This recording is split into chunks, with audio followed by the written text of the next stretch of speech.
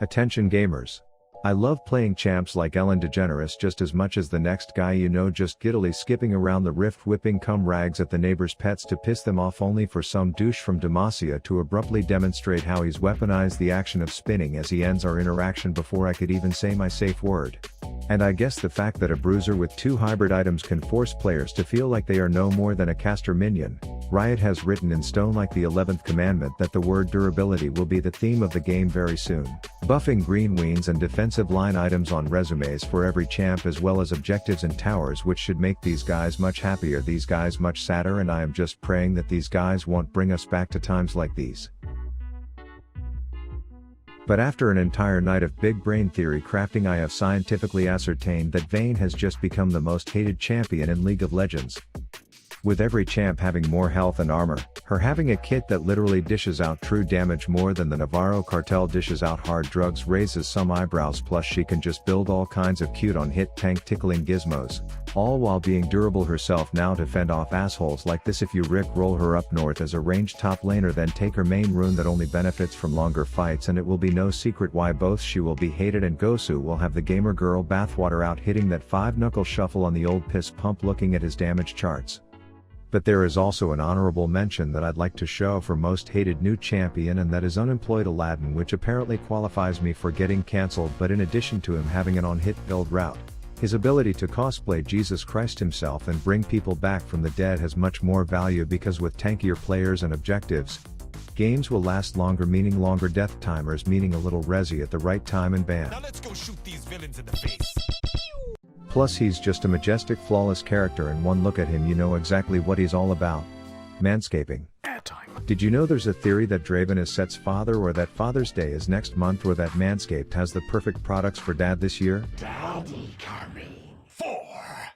Introducing the Rank 1 trimmer on all servers, the Lawn Mower 4.0, the sleekest, smoothest pube murderer on the market. This bad boy is skin safe to be used on just about any hair your body can grow, while being waterproof so it can be whipped out during bath time. It's the perfect tool for staying clean cut and looking your best, not to mention ever since I started using this my has grown a full foot bigger.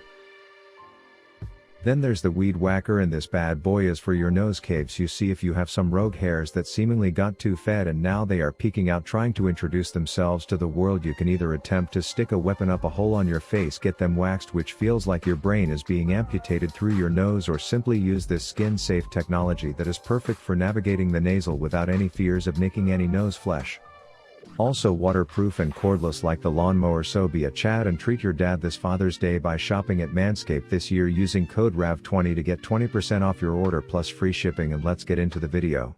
Alright gents and lassies, starting with the Bollywood boy, let me remind you this was on PBE, which means I ran into all sorts of boosted animals in the wild, starting with this Jack Sparrow simp stealing our blue. And Wanda has the right idea, which is to piss pixie shit into her mouth, but 2 Chainz over here wants to turn this all 50 shades of grey, so I burn my sums like they are a dead body in a crime documentary, and then things get murky. But I'm committed to saving my jungler's camp while he's committed to rubbing one out in his own chicken coop. But 2 kills means 2 longswords, putting the total count on my body to 3. Cause I had a Doran's blade, you pervs. My dick is average length at best, but this Silas doesn't need to know that as I patiently watch his handcuff twirling dramatic ass performance before showing him my very best Tarzan impersonation and hitting a 2 count for the kill.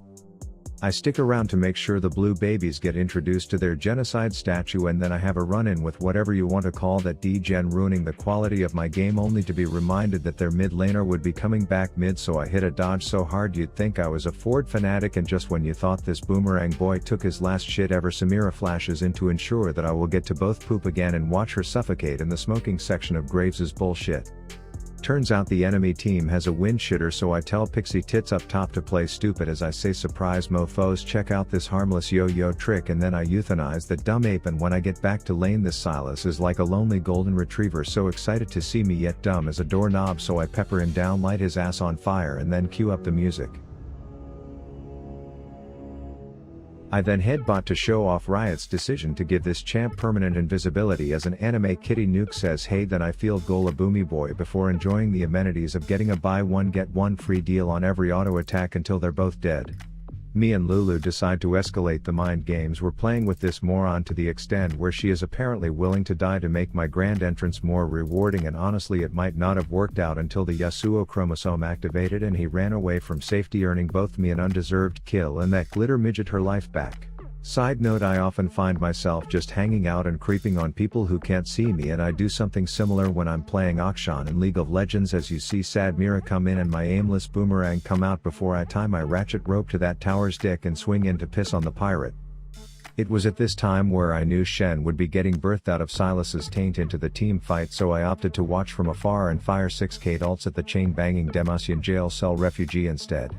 At this point I'm more snowballed than Nunu's W, which typically would mean I would blow someone up then die because I'm a squishy marksman who can't position, but in the durability patch it meant I could stand amidst the shitfest and take a calm peaceful whiff of the bad decisions being made and then re-engage burning tanks because I Amazon primed a tank killer before taking one look at that wind shitter firing up the ultimate oven and then hit him with a play that I'm proud to claim as my own, considering this was like my third time playing unemployed Aladdin, and then sure enough they all learned why Akshan is going to be hated and decided to go next. Next being a quick ride on the Gosu goggles monstrosity up top, and the theme of this one early was me giving their tier 1 tower the cold shoulder like it ripped one of my Pokemon cards, and I was happy to trade kills because any ranged top veins in my games typically get 2 kills and start acting like they are Faker's dad, so I figured I would give it a go. It also helped that this paprika seasoned ram had the mental capacity of one brain cell bending another one over on a petri dish, but the fight was still close and I knew he had to go before the parade of his ancestor or my ass would be toasted.